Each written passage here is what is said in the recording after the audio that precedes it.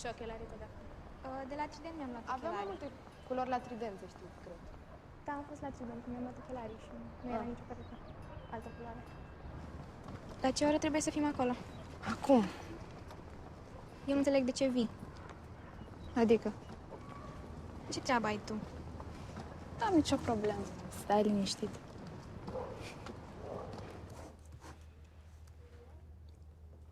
Și ce s-a întâmplat? Ați făcut dragoste cu prietenii voștri?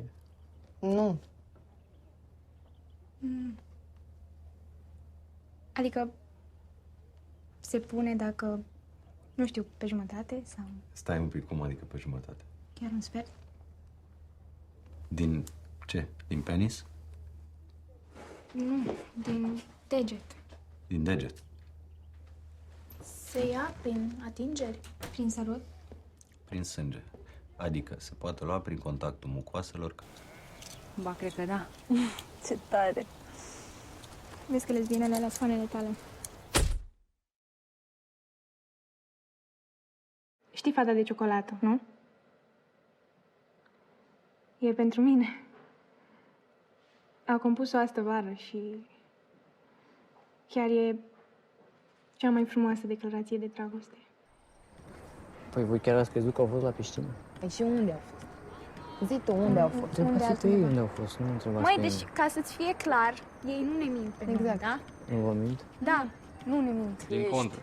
Iarăși se bagă asta în seamă. Ce ai zis, mă? Am zis că iarăși te bagi în seamă, mincinoasă. Ai pus poza aia intenționat.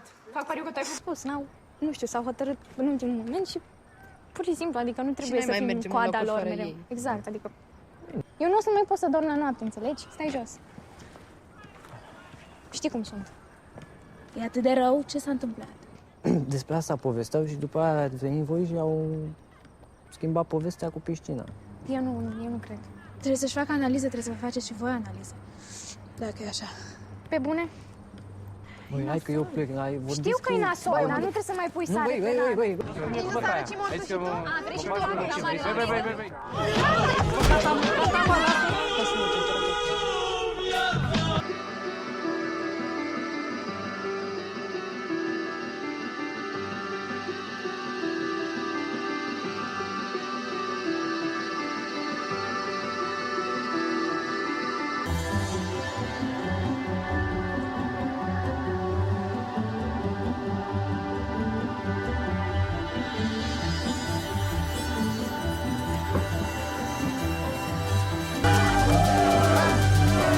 Cine a chemat presa? Du-te ca să apare, dar să tu-ți moarți, mă, de dreapta, dreapta, Good afternoon.